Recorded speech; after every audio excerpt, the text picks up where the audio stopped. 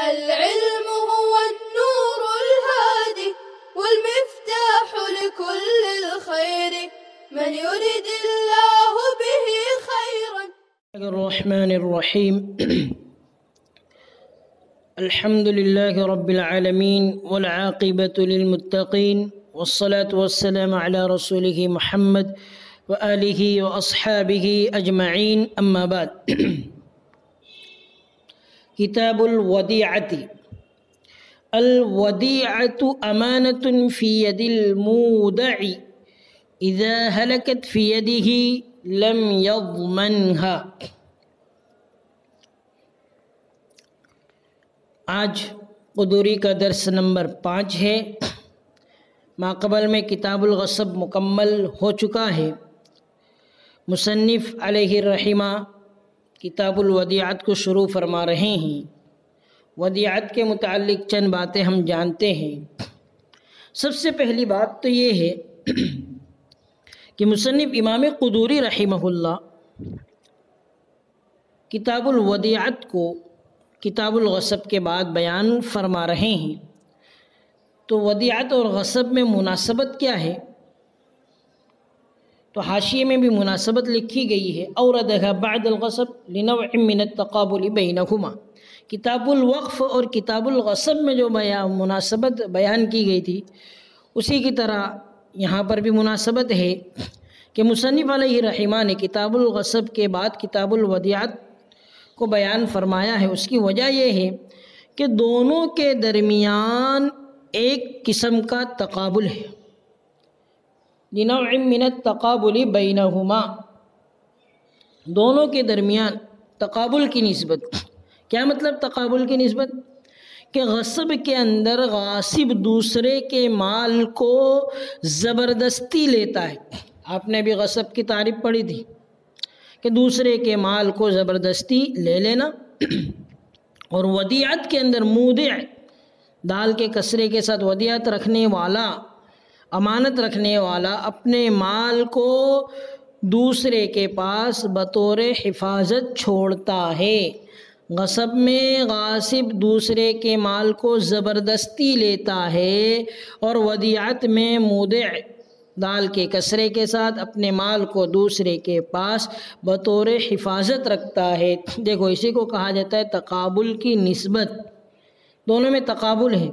ایک میں مال کو غاصب مال کو زبردستی لے رہا ہے اور امانت رکھنے والا اپنے مال کو دوسرے کے پاس بطور حفاظت مال چھوڑ رہا ہے.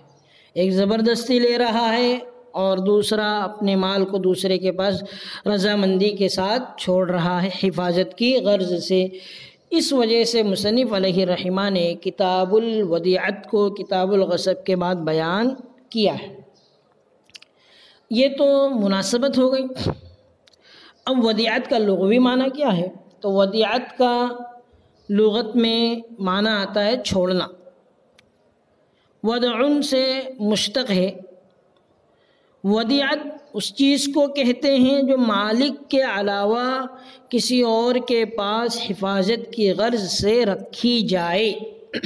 لغوی اعتبار سے جو مالک کے علاوہ کسی اور کے پاس حفاظت کی غرض سے رکھی جائے.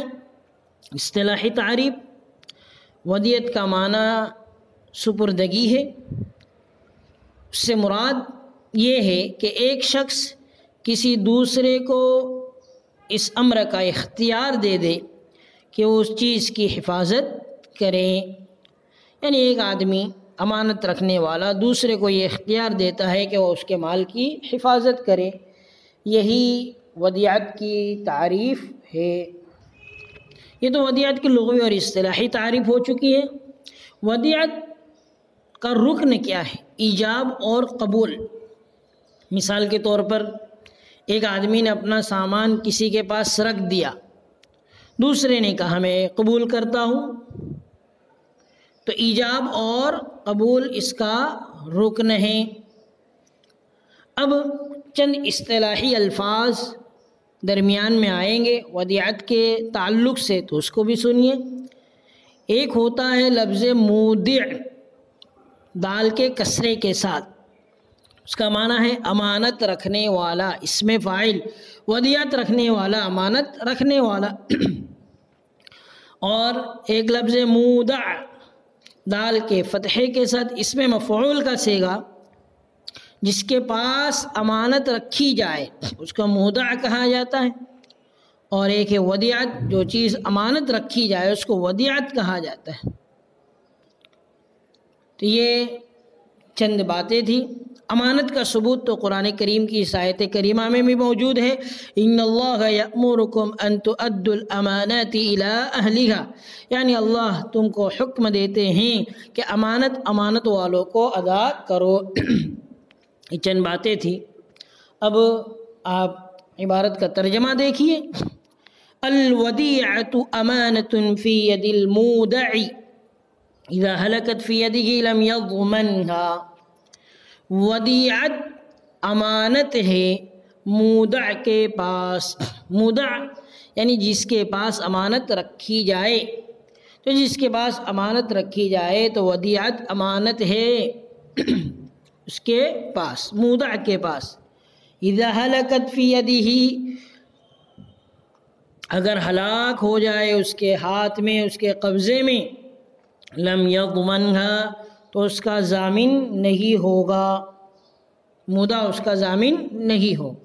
اس عبارت میں مصنف علیہ الرحمہ ودیعت کے حکم کو بیان فرماتے ہیں کہ جب مودع کے پاس، جس کے پاس امانت رکھی گئی ہے، کوئی چیز ودیعت رکھ دی گئی، تو اس کے پاس یہ امانت کے حکم میں ہوگی، یعنی مودع کے پاس۔ اور امانت کا قاعدہ یہ ہے کہ اگر بغیر تعدی کے ہلاک ہو جائے تو اس پر اس کا ضمان نہیں ہے۔ مودع یعنی جو چیز جس کے پاس حفاظت میں رکھی جا رہی ہے ودیعت، تو مودع کا ودیعت کو اپنے پاس رکھنا یہ احسان کے طور پر ہے، وہ احسان کر رہا ہے۔ اصل میں وہ مودع جو امانت رکھنے والا اس کی مال ہی کی حفاظت ہے۔ اگر شرعاً ضمان لازم کر دیا جائے تو کوئی اپنے پاس امانت رکھنے پر رضامند نہیں ہوگا۔ تو یہ کوئی ایسا احسان کرے گا ہی نہیں۔ مثال کے طور پر کسی نے 10,000 روپے اور وہ اس کے بغیر تعدی کہ اس نے پورے حفاظت سے رکھے تھے، پھر بھی چوری ہو گئے، تو مودع پر کوئی ضمان نہیں ہے، اس لیے کہ اس نے تو امانت رکھنے والے پر احسان کیا تھا۔ اگر وہ 10,000 روپے اس پہ لازم کر دیا جائے تو کوئی بھی آدمی اپنے پاس امانت رکھنے پر خوش نہیں ہوگا۔ نیز اللہ کے نبی صلی اللہ علیہ وسلم نے ارشاد فرمایا، من اودع ودیعۃ فلا ضمان علیہ، کہ جس نے امانت رکھی اس پر ضمان نہیں ہے۔ اب آگے دیکھیے، وَلِلْمُودَعِ أَن يَحْفَظَهَا بِنَفْسِهِ وَبِمَنْ فِي عِيَالِهِ۔ ترجمہ دیکھیے، اور مودع جس کے پاس امانت رکھی جائے، اور مودع کے لیے جائز ہے کہ اس کی خود حفاظت کرے، أن يَحْفَظَهَا بِنَفْسِهِ، کہ امانت کے مال کی خود حفاظت کرے اور ان لوگوں سے حفاظت کرائے جو اس کے عیال میں ہیں۔ کیا مطلب اس کا؟ کہ امانت کے مال کی خود حفاظت کر سکتا ہے مودع، یا اپنے افراد خانہ سے، عیال کے اندر افراد خانہ بھی آ جاتے ہیں اور وہ حضرات بھی آ جاتے ہیں جس کی وہ کفالت کرتا ہے، تو افراد خانہ سے حفاظت بھی کرا سکتا ہے امانت کے مال کی، اور خود بھی حفاظت کر سکتا ہے۔ اس کی وجہ کیا ہے؟ تو مطلب دو صورتیں جائز ہیں، خود حفاظت کرے یا افراد خانہ یا اس کی کفالت میں جو ہے ان سے حفاظت کرائے۔ اس کی وجہ یہ ہے کہ آدمی ہر وقت گھر میں نہیں بیٹھا رہتا اور امانت کے مال کو ہر جگہ ساتھ لیے نہیں پھرتا ہے، تو یقیناً گھر والوں کے پاس ہی چھوڑے گا، تو گھر والے بھی حفاظت کر سکتے ہیں اور خود بھی حفاظت کر سکتے ہیں۔ اب آگے دیکھیے، فَإِنْ حَفِظَهَا بِغَيْرِهِمْ أَوْ أَوْدَعَهَا ضَمِنَ۔ آگے کی عبارت بھی دیکھیے، إلا أن يقع في داره حريق فيسلمها إلى جاره أو يكون في سفينة وهو يخاف الغرق فيلقيها إلى سفينة أخرى. ترجمہ دیکھیے، فإن حفظها، اگر حفاظت کرائی اہل عیال کے علاوہ سے، اپنے علاوہ سے حفاظت کرائے، اہل عیال کے علاوہ سے حفاظت کرائے، او اودعها، یا اس کو کسی کے پاس ودیعتاً رکھ دی.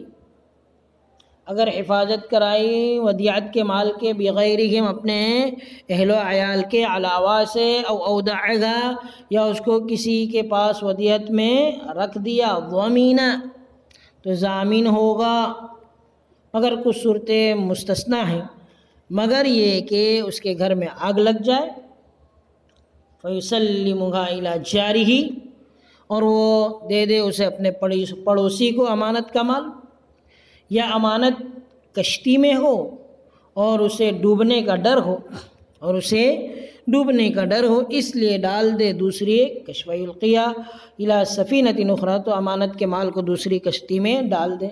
یہاں سے یہ بات بتائی جا رہی ہے کہ اوپر ایک بات بتائی گئی تھی کہ مودع خود بھی حفاظت کر سکتا ہے اور افراد خانہ سے بھی حفاظت کرا سکتا ہے، لیکن یہاں پر یہ بات بتائی جا رہی ہے کہ اگر مودع نے، جس کے پاس امانت رکھی گئی ہے، امانت کی چیز کی حفاظت اہل و عیال کے علاوہ کسی اور سے کرائے، یا کسی دوسرے کے پاس امانت کے طور پر رکھ دی اور وہ امانت کی چیز ہلاک ہو گئی، تو اصل مودع پر تاوان لازم آئے گا. اب مودع پر تاوان اس لیے لازم آ رہا ہے کہ مودع کا مقصد، امانت رکھوانے والے کا مقصد یہ تھا کہ وہ اس کی حفاظت خود کرتا اور دوسروں کو ودیعت پر نہ دیتا، وہ اس کی حفاظت پر راضی تھا. مالک جو دے رہا تھا مودع کو، وہ اس کی حفاظت سے راضی ہے، اس کے علاوہ کی حفاظت سے راضی نہیں ہے، تو اس نے گویا تعدی کی ہے امانت کے مال میں، اس لیے اس پر ضمان آئے گا. ہاں، اگر ایسی کوئی مجبوری سامنے آ جائے کہ اپنے پڑوسی کو دینا ضروری ہو جائے اور اس کو دینے میں حفاظت کا زیادہ امکان ہو، تو پھر مودع ضامن نہ ہوگا. مثلا اس کے گھر میں آگ لگ گئی، اب اس نے امانت کی چیز حفاظت کی نیت سے پڑوسی کے گھر میں پھینک دی اور وہ ضائع ہو گئی، یا کسی کشتی میں سوار تھا اور کشتی ڈوب جانے کے ڈر سے امانت کی چیز دوسری کشتی میں ڈال دی اور وہ ہلاک ہو گئی، تو مودع ضامن نہیں ہوگا، کیونکہ اس کا مقصد امانت کی حفاظت ہے. تو اگر مجبوری میں اگر وہ دوسرے کو دے رہا ہے تو اس صورت میں مودع ضامن نہیں ہوگا. آگے دیکھیے، وَإِن خَلَطَهَا الْمُودَعُ بِمَالِهِ حَتَّى لَا تَتَمَيَّزَ ضَمِنَهَا.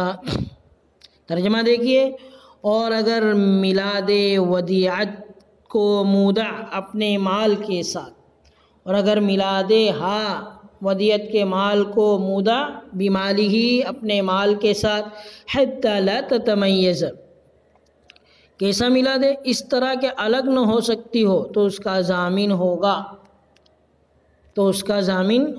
بہت آسان مسئلہ ہے کہ اگر مودع نے، جس کے پاس ودیعت رکھی گئی، مال ودیعت کو اپنے مال کے ساتھ اس طرح ملا دیا کہ اس کو الگ نہیں کر سکتے، تو مودع اس امانت کا ضامن ہوگا اور اس کو قیمت دینی ہوگی. اب مودع کا اس پر کوئی قبضہ نہیں رہا اور اس کا حق ملکیت ختم ہو گیا،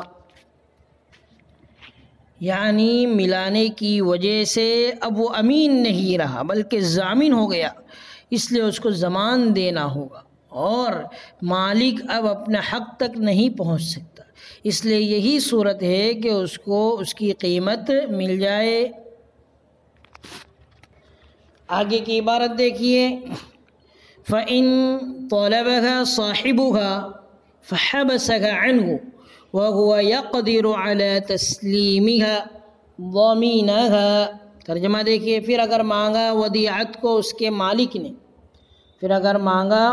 ودیعت کو صاحبها اس کے مالک نے، فَحَبَسَهَا عَنْهُ، اور مودع نے روک لیا، عنہ مودع سے، اور مودع نے ودیعت کو روک لیا عنہ مودع سے، امانت رکھنے والے سے، اس کو دیا نہیں. وهو يقدر على تسلیمها، حالانکہ وہ قادر تھا اس کے دینے پر، یعنی مودع امانت کے مال کو دینے پر قادر بھی تھا. ضمینہا، تو اس کا ضامن ہوگا. کیا مطلب؟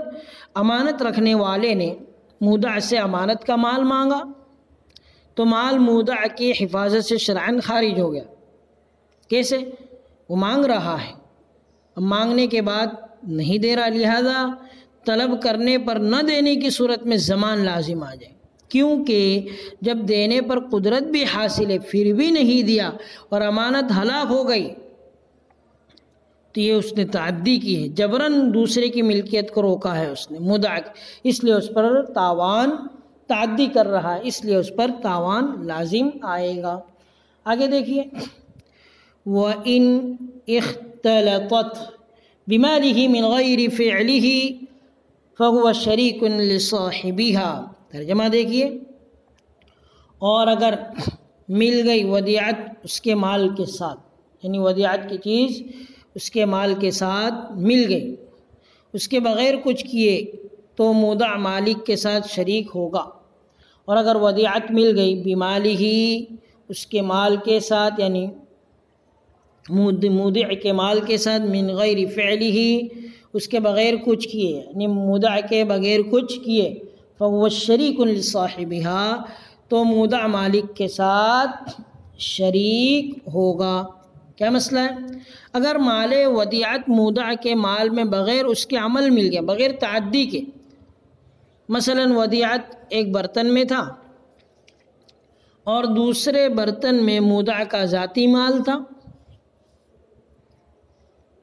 اتفاق سے دونوں برتن ٹوٹ گئے، ایک برتن کا مال دوسرے برتن پر گر گیا جس کی وجہ سے کوئی امتیاز نہ رہا، تو ایسی صورت میں مودع اور مودع دونوں شریک ہو جائیں گے، یعنی اب شرکت کے احکام جاری ہوں گے، کیونکہ مودع نے نہیں ملایا ہے، خود بخود ملا ہے، اس کی مودع کے جانب سے تعدی نہیں پائی گئی، اس لیے ضامن نہیں ہوگا. آگے کی عبارت دیکھیے، وَإِنْ أَنْفَقَ الْمُودَعُ بَعْضَهَا وَهَلَكَ الْبَاقِي ضَمِنَ ذَلِكَ الْقَدْرَ. ترجمہ دیکھیے، اور اگر خرچ کر دے مودع کچھ ودیعت، اور اگر خرچ کر دے مودع کچھ ودیعت، وَهَلَكَ الْبَاقِي، اور باقی ضائع ہو گئی، ضَمِنَ ذَلِكَ الْقَدْرَ، تو ضامن ہوگا مودع اس مقدار کا. بہت آسان مسئلہ ہے. اگر مودع نے مال ودیعت میں سے کچھ خرچ کر دیا، مودع جس کے پاس حفاظت کا مال رکھا جائے تو مال ودیعت میں سے اس کو تعدی نہیں کرنا تھا، لیکن اس نے کچھ خرچ دیا، وَهَلَكَ الْبَاقِي، اور بقیہ مال ہلاک ہو گیا، تو جتنا اس نے خرچ کیا ہے اس کا تاوان ادا کرنا ہوگا. کیا مسئلہ؟ مثال کے طور پر 1000 روپیے امانت کے طور پر رکھے تھے مودع کے پاس، تو اس میں سے 500 روپے اس نے خرچ کر دیے اور باقی 500 روپے ہلاک ہو گئے. 500 خرچ کر دیے اور 500 وَهَلَكَ الْبَاقِي، اور 500 ہلاک ہو گئے، تو وہ امانت کے ہلاک ہوں گے. جو 500 جو ہلاک ہوئے امانت کے ہلاک ہوں گے، اور جو 500 اس نے خرچ کیے ان پر اس نے تعدی کی تھی، اس کی اجازت نہیں تھی، اس لیے 500 روپے مودع پر بطور ضمان کے لازم ہوں گے، وہ 500 روپے مودع کو دے گا. اب آگے دیکھیے، فَإِنْ أَنْفَقَ الْمُودَعُ بَعْضَهَا ثُمَّ رَدَّ مِثْلَهُ فَخَلَطَهُ بِالْبَاقِي ضَمِنَ الْجَمِيعَ. ترجمہ دیکھیے، اور اگر خرچ کر لی مودع نے بعضها کچھ ودیعت، ثم رد مثله، پھر واپس کیا اس کے مثل، فخلطه بالباقی، پھر اس کو باقی کے ساتھ ملا دیا، ضمن الجمیع، تو ضامن ہوگا پوری کا، تو ضامن ہوگا تمام کا. اوپر والا جو مسئلہ تھا اس مسئلے سے یہ دیگر صورت ہے۔ مثال کے طور پر مودع نے، جس کے پاس امانت کے طور پر مال رکھا گیا تھا، امانت رکھنے والے نے 500 روپے بطور امانت کے رکھے تھے۔ اب مثال کے طور پر 200 روپے اس نے اس مال میں سے خرچ کر دیے تو باقی بچے 300۔ پھر امین جس کے پاس حفاظت کے لیے مال رکھا گیا اپنی جانب سے 200 لا کر باقی 300 میں ملا دیے، 200 خرچ کیے تھے، پھر اپنی جانب سے 200 ملا دیے تو پورے 500 ہو گئے۔ 200 خرچ کیے، پھر سے 200 ملا دیے تو 500 ہو گئے۔ تو 300 میں 200 ملائے تو 500 ہوئے۔ پھر ہوا ایسا ثم رد مثلہ، پھر لوٹا دے اس کے مثل کو، یعنی 200 خرچ کیا تھا اور 200 کو ملا فخلطہ اور باقی کے ساتھ ملا بھی دیا۔ پھر ہوا ایسا کہ پورے 500 ہلاک ہو گئے، ضمن الجمیع، تو اب مودع پورے 500 کا ذمہ دار ہوگا۔ اس کی وجہ کیا ہے؟ اس کی وجہ یہ ہے کہ مودع نے جو 200 خرچ کیے تھے وہ جب تک مالک کے حوالے نہ کرے وہ امین ہی کا ہے، اور یہ قاعدہ پہلے گزر گیا کہ امین اپنے مال کے ساتھ امانت کا مال ملائے گا تو امانت کا ضمان ہو جائے گا۔ یعنی قاعدہ بھی ہے کہ اپنے مال کے ساتھ امانت کا مال ملا دیا تو امانت کا ضامن ہوگا۔ اوپر کی صورت اور یہ صورت مختلف ہے۔ اوپر کی صورت میں اسی مقدار کا ضامن ہوگا جو باقی تھا، اور اس صورت میں تمام کا ضامن ہوگا۔ تو آج کا درس ہم یہیں پر ختم کرتے ہیں۔ اخیر میں اللہ تبارک و تعالیٰ سے دعا ہے کہ اللہ تبارک و تعالیٰ ہمیں علم، عمل، فہم، سمجھ اور اخلاص میں خوب خوب برکت عطا فرمائے۔ وصلی اللہ علی النبی الکریم۔ السلام عليكم، لا تنسوا الاعجاب بالفيديو والاشتراك في القناة تشجيعا لنا لنستمر بنشر المزيد إن شاء الله.